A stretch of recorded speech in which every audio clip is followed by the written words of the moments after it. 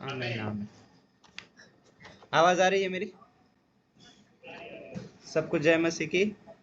तो आज मेरा विषय जो है वो यह है कि हम मुंह से प्रभु को स्वीकार करते हैं। अभी ये मेरा विषय इस बारे में नहीं कि हम प्रभु से कितना प्यार करते हैं, उस विषय में नहीं जाएंगे हम।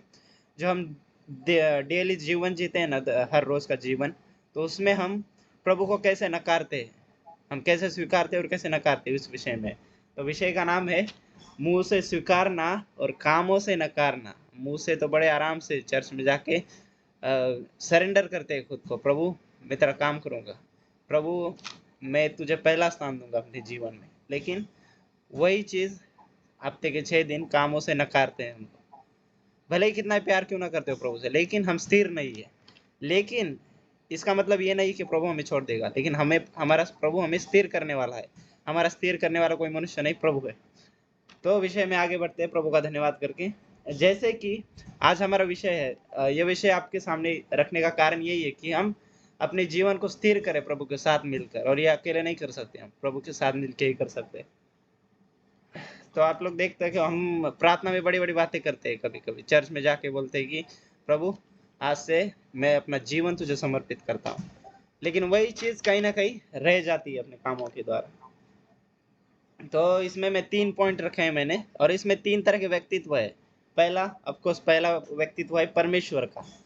परमेश्वर महान है, तो उसका व्यक्तित्व पहला है।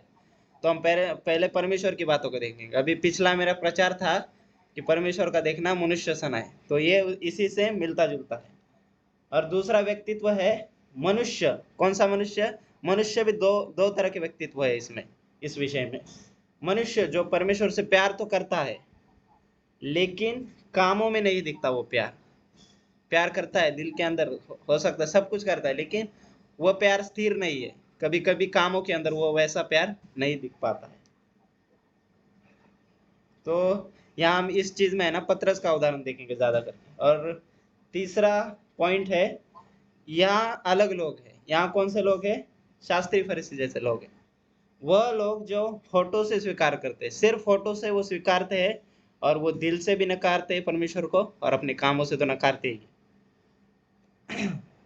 और प्रभु की बातें सिर्फ उनके बातों में होती है, ना उनके दिल में और ना उनके कामों में होती है। तो एक एक करके तीनों पॉइंट समझेंगे, ठीक है? तो पहले हम सबसे पहले हमारे उद्धारकर्ता यीशु मसीह परमेश्वर के बारे में जानेंगे। परमेश्वर महान है और उसका वचन पूरा हुए बिना नहीं रहता। ये बात आप सब जानते हैं। उत्पत्ति से लेकर प्रकाशित वाक्य तक हर एक बात पूरी होके रहेगी, और पूरी हो भी चुकी है। अभी कुछ बातें बची है, वो भी पूरी होके रहेगी। उसने कहा आकाश हो तो आकाश हो गया, उसने कहा प्रकाश हो तो प्रकाश हो गया। कैसे हुआ ये कोई नहीं जानता, लेकिन बस हो गया। क्यों? क्योंकि वो परमेश्वर का शब्द था। तो उसी परमेश्वर की हम आराधना करते हैं, तो हमारा स्वभाव उसके जैसा होना चाहिए। जो हम बोलते हैं वो हमें हमारे कामों में भी दिखना चाहिए। इसमें मैं खुद को भी ऐड कर रहा हूँ, तो ये प्रचार मेरे लिए भी है, हम सब के लिए। एक एक करके सारे पॉइंट देखेंगे, ठीक है?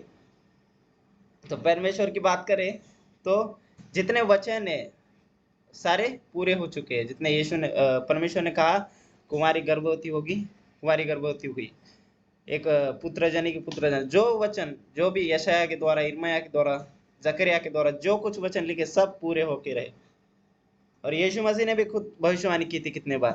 तुम मंदिर के बारे में भविष्यवाणी की। यीशु ने अपने क्रूसिफिकेशन के बारे में खुद खुद के मुंह से भी भविष्यवाणी की, वो भी पूरी की उसने। अपने कामों में भी उसने वही चीज दिखाई।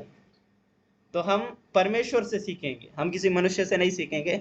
हमारा स्वभाव परमेश्वर जैसा होना चाहिए, क्योंकि हम उसकी आराधना करते। अगर हम उसकी आराधना करते और उसका उसका गुण हमारे अंदर ना आए, तो फिर हमारा आराधना करना व्यर्थ है। मैं ये नहीं कहता कि हम उसके जैसे परिपूर्ण पूरी तरह से हो जाएंगे, कभी नहीं।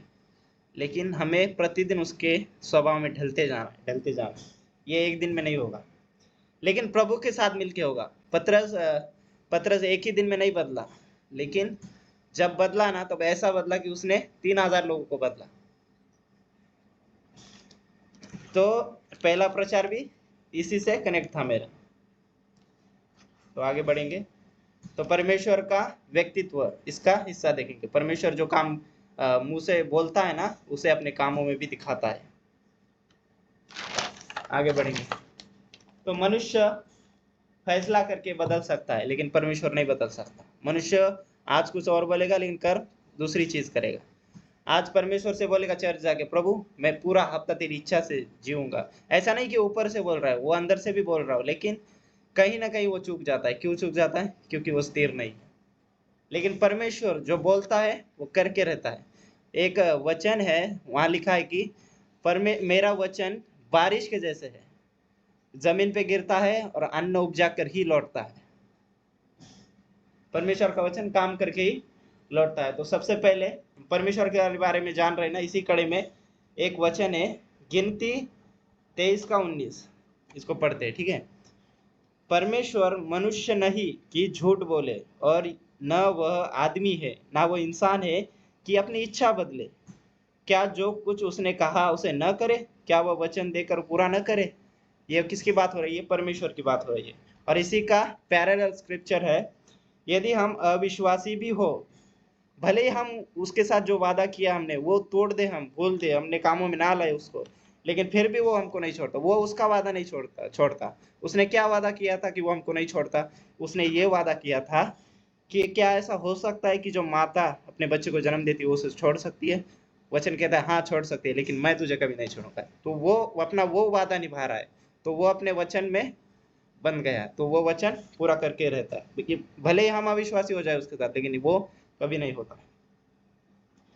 देखो, यदि हम अविश्वासी भी हो तो भी वह विश्वास योग्य बना रहता है, क्योंकि वह आप अपना इनकार नहीं कर सकता, कभी नहीं कर सकता। ऐसा हो ही नहीं सकता। यहाँ लिखा इम्पॉसिबल है ऐसा होना कि परमेश्वर वचन देकर पूरा ना करे।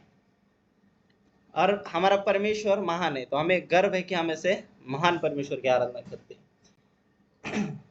उसने शुरुआत से एक वाचा बांधी थी। कौन सी वाचा? मनुष्य को उसके पापों से छुड़ाने की।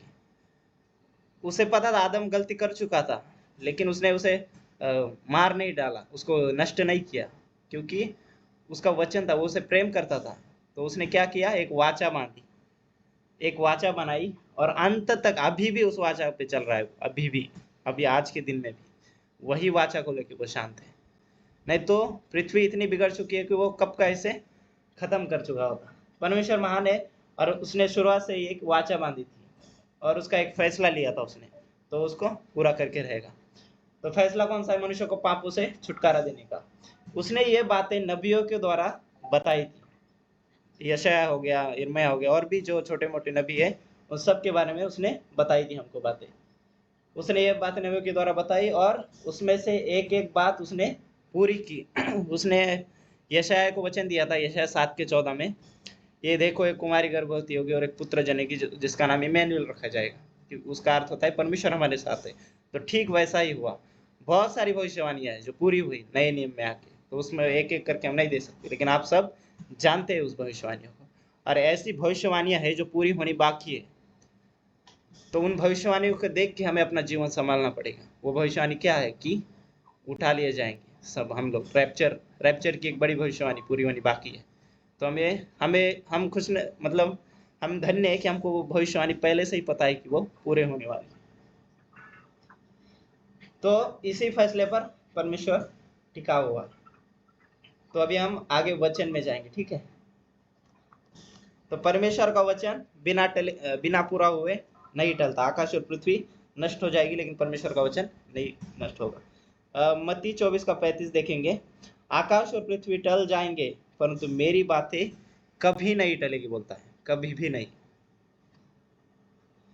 अभी ये सब हमने ऊपर ही बातें देखी, इसमें क्या सीखा?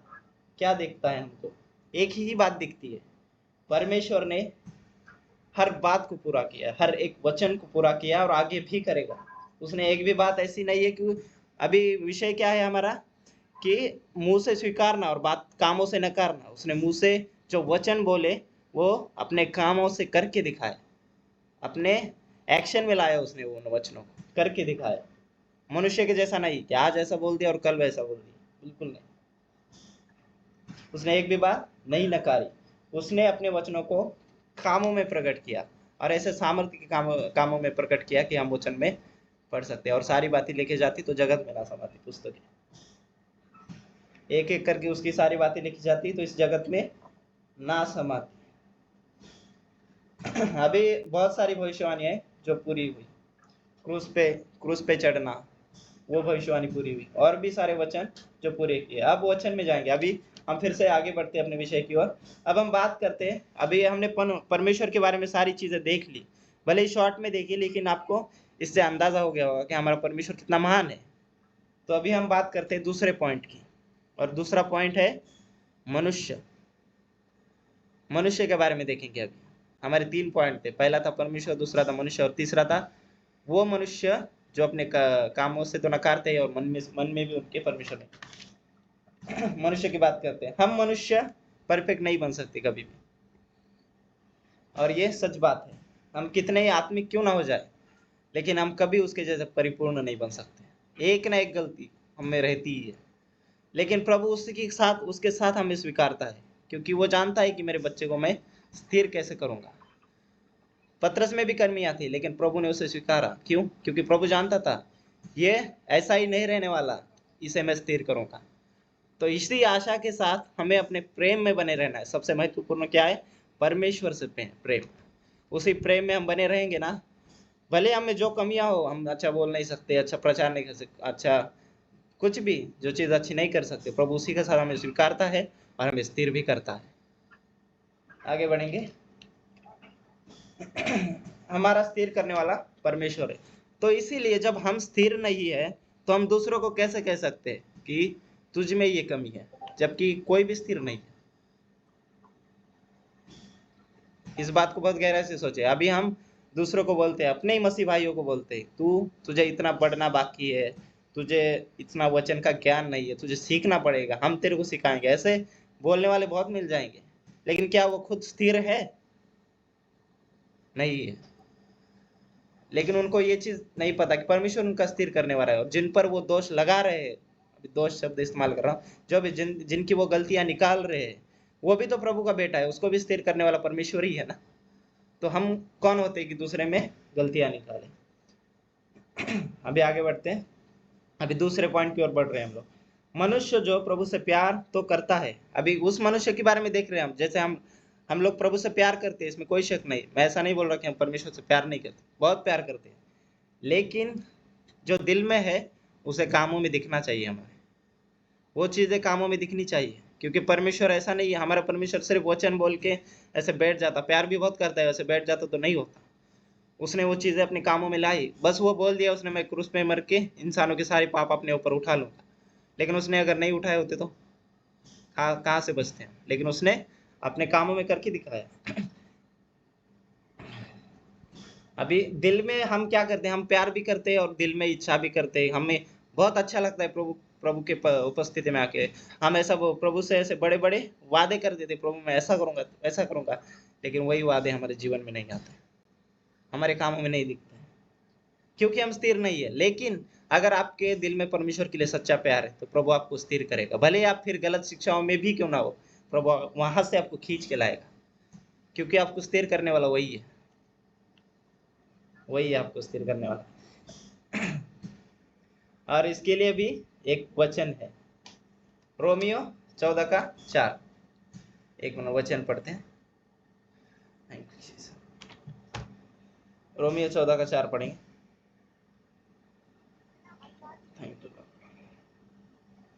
पढ़ रहा हूं मैं।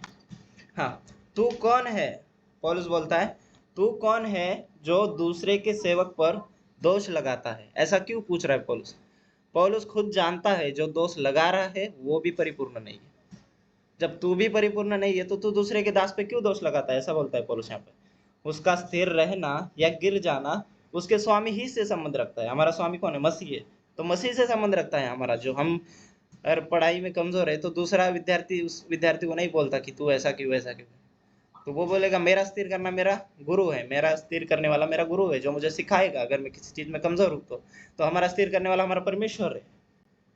उसका स्थिर रहना या गिर जाना उसके स्वामी ही से संबंध रखता है, वरन वह स्थिर ही किया जाएगा। यहाँ पे ऊपर क्या लिखा है? उसका स्थिर रहना या गिर जाना। प्रभु, इसका मतलब क्या है? प्रभु आपको स्थिर ही करेगा, आपको ज्यादा से ज्यादा अपनी हद में सारी कोशिशें कर देगा आपको स्थिर करने के लिए। लेकिन अगर आपको अब अगर ऐसा बंदा हुआ कि उसको मानना ही नहीं है, तो फिर वो उसके लिए कुछ कर नहीं सकता। प्रभु प्रभु सब कुछ कर लेगा, लेकिन आपकी इच्छा के अनुसार जबरदस्ती नहीं करेगा। उसका स्थिर किया जाना उसके स्वामी ही से संबंध रखता है, वरन वह स्थिर ही कर दिया जाएगा। पौलुस बोलता है वो स्थिर ही कर दिया जाएगा, क्योंकि हमारा परमेश्वर महान है, क्योंकि प्रभु उसे स्थिर रख सकता है। प्रभु में सामर्थ्य कि उसे स्थिर रख सकता है।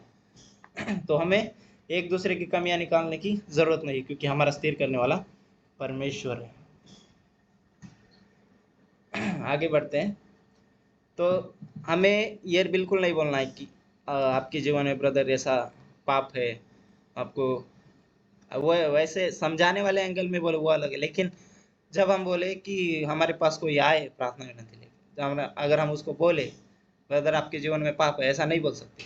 हमारा काम क्या है? उसके लिए प्रार्थना करना, उसका स्थिर करना या नहीं करना प्रभु के हाथ में। तो हम आगे बढ़ते हैं, तो वचन में जाएंगे फिर से। अभी हम जो अभी हमारी बात चल रही है ना, जो जो उन लोगों की बात चल रही है जो दिल से, सच्चे दिल से परमेश्वर से प्यार करते हैं और मसीह इच्छा पे चलने का पूरा यत्न करते, पूरे मन से प्रयत्न करते कि हम मसीह जैसे बने, मसीह के स्वभाव में ढले, लेकिन वो कामों में नहीं ला पाते। तो उनके लिए वचन रखूंगा। हो सकता है इसका संदर्भ अलग है, लेकिन हमारी बात समझाने के लिए वचन अच्छा लगा मुझे। पढ़ते हैं। यदि जो मैं नहीं चाहता वही करता हूँ। देखो, यहाँ हम नहीं चाहते वही हम कर देते। हमारा देह कैसा है? जो हम अपने मन में परमेश्वर से प्यार के चलते हम है ना फैसले ले लेते हैं कि हम प्रभु के लिए ये करेंगे वो करेंगे, लेकिन हमारे शरीर के द्वारा हम उसे नहीं कर पाते। ये देखो, यदि मैं नहीं चाहता वही करता हूँ तो मैं मान लेता हूँ कि व्यवस्था भली है, तो ऐसी दशा में उसका करने वाला मैं नहीं वरन पाप है जो मुझ में बसा हुआ है। इसका मतलब क्या है? कहीं ना कहीं जो हमारे अंदर ऐसी चीज है जो हमको वो परमेश्वर की जो प्यार हमारे अंदर है वो एक्शन में लाने से रोक रही है। ऐसी कोई तो चीज है हमारे अंदर, लेकिन आपको चिंता नहीं करनी। अगर आपका प्यार सच्चा है, वो चीज प्रभु आपको स्थिर करेगा। प्रभु के साथ मिलके आपको उस चीज को स्थिर करना पड़ेगा। आगे पढ़ते हैं। तो ऐसी दशा में उसका कराने वाला मैं नहीं वरन मेरा पाप है जो मुझ में बसा हुआ है। अब पाप की जगह और भी कोई शब्द डाल सकते, ठीक है। तो पौलुस क्या बोलता है कि अगर आप इच्छा तो करते हो अच्छा करने की, लेकिन नहीं कर पाते हो, तो वो करने वाले आप नहीं, आपके अंदर की वो चीज है जो करा रही है आपसे। वो कुछ भी हो सकती है, आपके जीवन में पर्सनल आप जाने। वचन 18। क्योंकि मैं जानता हूं कि मुझ में अर्थात मेरे शरीर में कोई अच्छी वस्तु वास नहीं करती। इस देह में कोई कुछ भी अच्छी वस्तु वास नहीं करती। इच्छा तो मुझ में है क्या करने की? प्रभु की इच्छा पूरी करने की इच्छा तो मुझ में है, परंतु भले काम मुझसे बन नहीं पड़ते। क्योंकि जिस अच्छे काम की मैं इच्छा करता हूं वह तो नहीं करता, परंतु जिस बुरे काम की मैं इच्छा नहीं करता वही कर देता हूं। तो इसका, क्योंकि हमारे वचन में अलग व्यवस्था है लेकिन हमारे शरीर की व्यवस्था अलग है, तो हमें इस व्यवस्था के साथ उस व्यवस्था से लड़ना पड़ता है। प्रभु के साथ अकेले नहीं कर सकते, अकेले कुछ नहीं कर सकते। तो हमें प्रभु के साथ लड़ना पड़ता है, प्रभु के साथ मिलके लड़ना पड़ता है खुद से। और उसका कहता है मैं खुद को मारता और कूटता हूँ। मारता कूटता हूँ मतलब प्रभु के साथ, आत्मा के साथ मिलके वो खुद को मारता कूटता है, अकेले नहीं करता। तब जाके प्रभु बोलता है, पौलुस बोलता है ये सब। क्योंकि वचन भी लिखा है ना कहीं, यूहन्ना में 16 में शायद लिखा है कि जो डाली मुझ में बनी रहती है और जो पेड़ से कनेक्ट होता है पौधा, वही फलता है। जो अलग होके हम अलग होके तो हम कुछ भी नहीं कर सकते परमेश्वर से। क्योंकि जिस अच्छे काम की मैं इच्छा करता हूँ वह तो नहीं करता, पर जिस बुराई की इच्छा नहीं करता वही किया करता हूँ। अतः यदि मैं वही करता हूँ जिसकी इच्छा नहीं करता, तो उसका कराने वाला मैं न रहा, परंतु मेरे अंदर जो पाप है वो रहा। पाप मतलब कोई भी चीज हो सकती है जो हमें स्थिर होने से रोक रही है परमेश्वर के साथ। और ये मेरे लिए भी लागू होता है, हम सब के लिए, क्योंकि हम सब अगर स्थिर नहीं है तो, लेकिन हमें इसकी चिंता नहीं करनी अगर परमेश्वर का प्यार हमारे दिल में। प्रभु आप हमारे साथ मिलके इसे स्थिर करेगा, जैसे पतरस को किया था वैसे ही हमें करेगा। आगे बढ़ेंगे। इस प्रकार मैं यह व्यवस्था पाता हूँ कि जब भलाई करने की इच्छा करता हूँ तो बुराई मेरे पास आ जाती है। अगर अभी देखिए हम कुछ अच्छा फैसला लेने की कोशिश करते हैं परमेश्वर के लिए, तुरंत तुरंत बुराई आपके पास खड़ी है। जब तक आप बुरा करोगे, जब तक आप पाप में चलोगे, शैतान को कोई तकलीफ नहीं होगी। लेकिन जैसे ही अच्छा करने की कोशिश करोगे, बुराई सामने आके खड़ी हो जाएगी आपको परेशान करने के लिए। जब एक अविश्वासी परमेश्वर में आता है तो उसको सबसे ज्यादा जो रोकने वाली चीज होती है, शैतान उसको रोकने की कोशिश करता है। क्यों? क्योंकि वो उसके राज्य से निकल के परमेश्वर के राज्य में कदम रखने जा रहा है, और उसे ये बात अच्छी नहीं लगती शैतान, इसलिए वो रोकने की कोशिश करता है। अभी देखिए आगे बढ़ते, क्योंकि मैं बेहतरी मनुष्यत्व से तो फिर से पढ़ते 21 वचन को। इस प्रकार मैं यह व्यवस्था पाता हूँ कि जब भलाई करने की इच्छा करता हूँ तो बुराई मेरे पास आ जाती है, क्योंकि मैं भीतरी मनुष्यत्व से तो परमेश्वर की व्यवस्था से बहुत प्रसन्न रहता हूँ। हम अंदर ही अंदर परमेश्वर की जो व्यवस्था मतलब ये वचन, उसकी आज्ञा, इससे प्रसन्न रहते हैं दिन भर। और ऐसा लगता है परमेश्वर में मेरे, ऐसा लगता है दिन भर हमें लगता है कि परमेश्वर की व्यवस्था में रहे। लेकिन जैसे ही करने का टाइम आता है तो वो प्रेम दिखता नहीं कामों में। लेकिन यहाँ पौलुस बोलता है 23 वचन में, परंतु मुझे अपने अंगों में दूसरी ही व्यवस्था दिखती है जो मेरी बुद्धि की व्यवस्था से लड़ती है और मुझे पाप की व्यवस्था के बंधन में डालती है जो मेरे अंगों में है। मैं कैसा अभागा मनुष्य हूँ, मुझे इस मृत्यु की देह से कौन छुड़ाएगा? कौन छुड़ाएगा? एक ही छुड़ाएगा, प्रभु यीशु मसीह। अभी जो ये घटना हमने पढ़ी, हो सकता है इसका संदर्भ अलग है, उसे मैं नहीं जानता, लेकिन इससे बात हमें समझ में आई कि मैं क्या कहना चाहता हूँ आप सबसे। तो जिस चीज की हम इच्छा, इससे क्या हमने सीखा? जिस चीज की इच्छा हम नहीं करते वो चीज हमारे कामों में प्रकट होती है। लेकिन जिन चीजों की इच्छा हम करते हैं, अर्थात वचन की बातें, परमेश्वर के प्रति जो प्रेम है हमारे दिल में, वह हमारे कामों में प्रकट नहीं होता पाता है। तो इसी को बोलते हैं कि मुंह से स्वीकारना और अपने कामों के द्वारा नकारना। अब ये वचन पढ़ते हैं, एक और वचन पढ़ते हैं, गलातियों 5:17।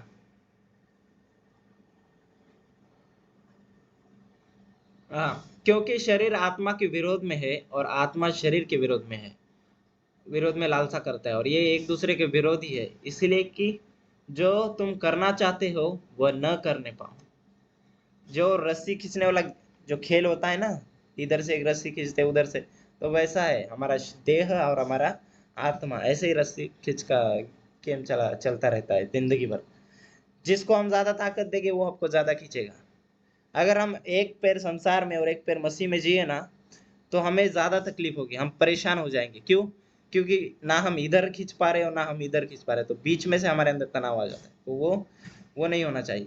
तो जैसे ही हम आत्मा का पलड़ा भारी करते जाएंगे, तो परमेश्वर आत्मा के डायरेक्शन में हम चलते जाएंगे, तो इससे हमें एक आत्मिक आनंद मिलेगा। लेकिन ये विषय से बाहर चला जाएगा अगर इसमें जाएंगे। ठीक है, आगे बढ़ते हैं। वचन हमने पढ़ा अभी, आत्मा और शरीर आपस में विरोध है। आगे अभी पतरस का उदाहरण देखेंगे। अभी उस दिन पास्टर जी जावले सर पतरस का उदाहरण दे रहे थे कि वो कह रहा था कि मैं तुझे नहीं नकारूंगा, सब तेरे विषय में ठोकर खाएंगे, लेकिन मैं कभी तेरे विषय में ठोकर नहीं खाऊंगा। तो मुझे वहां से भी प्रेरणा मिली कि मैं इस उदाहरण को उठाऊं। तो वो तो है ही, लेकिन जो नाव में चेले और यीशु पानी पे चलते हैं और चेले वहां डर जाते हैं, उस घटना को भी हम देखेंगे शॉर्ट में। ठीक है, मत्ती 14:25 से 32 तक पढ़ेंगे।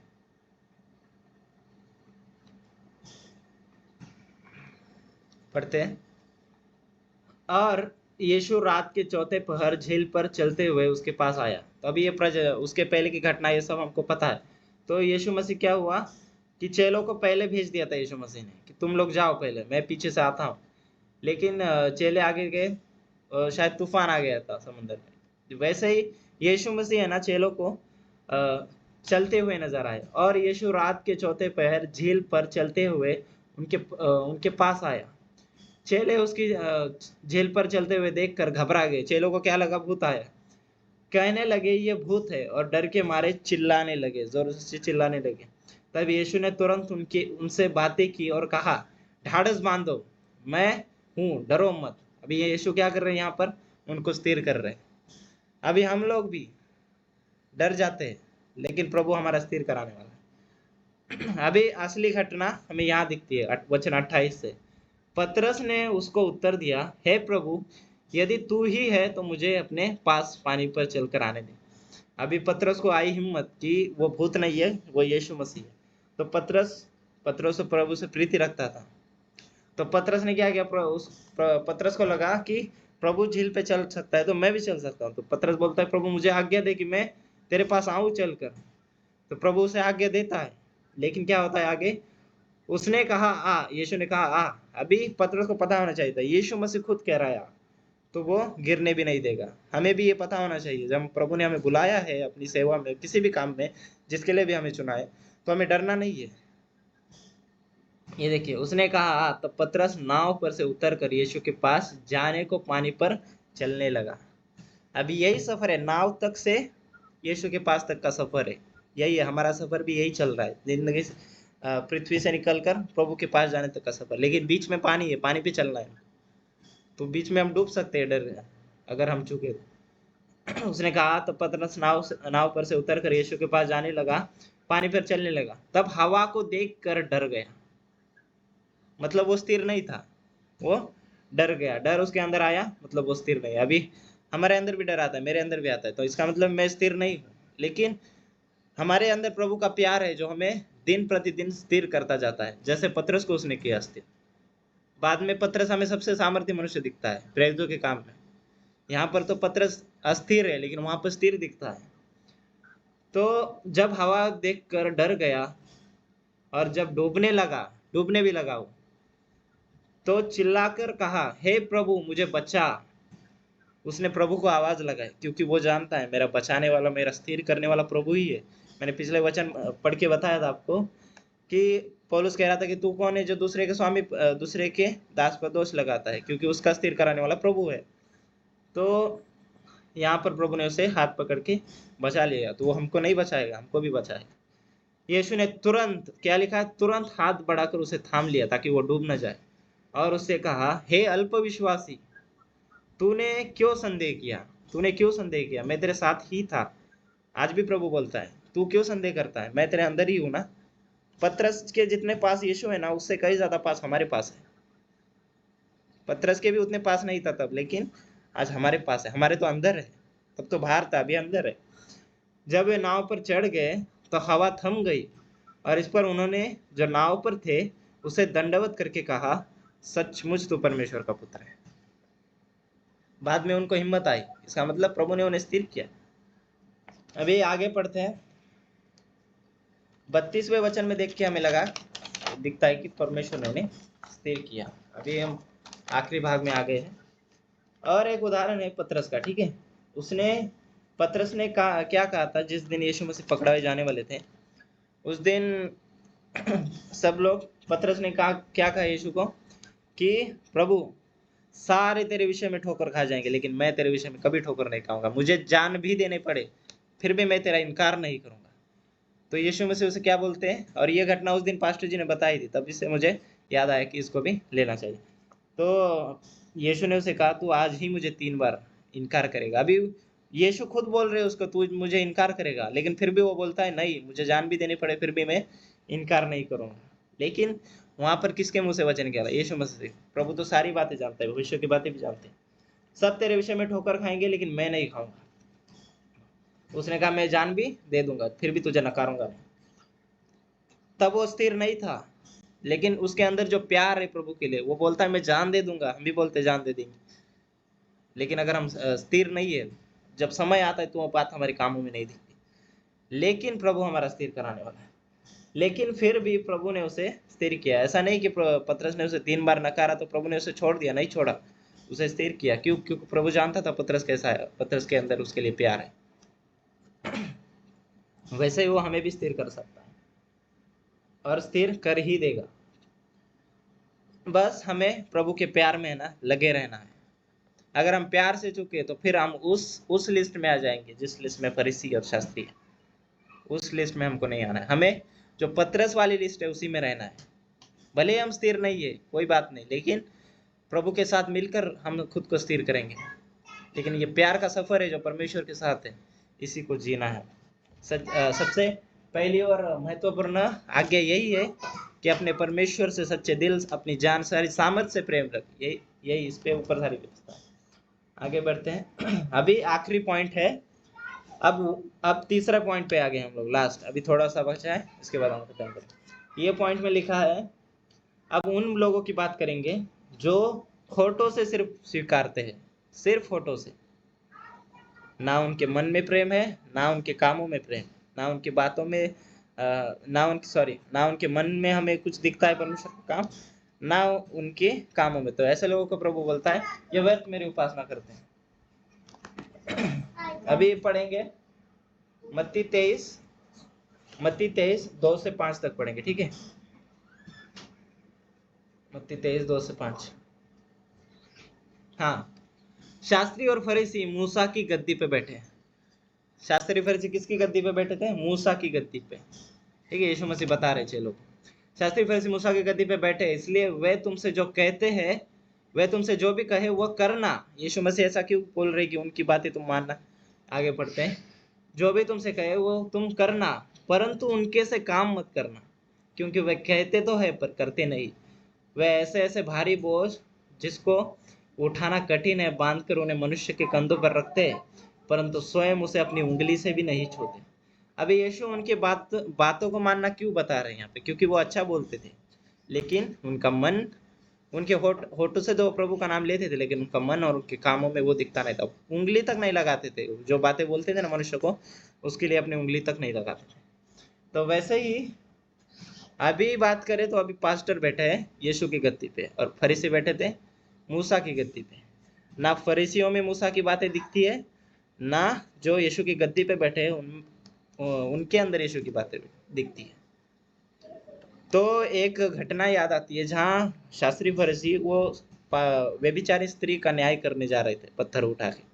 तब यीशु ने उनको दिखा दिया था कि तुम लोग भी स्थिर नहीं हो तो तुम न्याय कैसे कर सकते हो।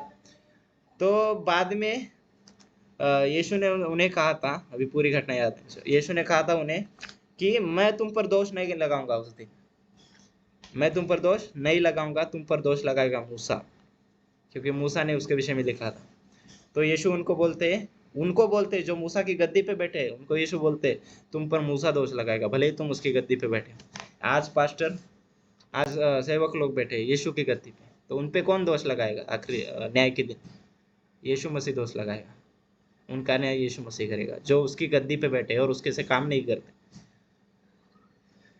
तो और ऐसे लोगों को प्रभु क्या बोलता है कि यह मेरी व्यर्थ उपासना करते हैं।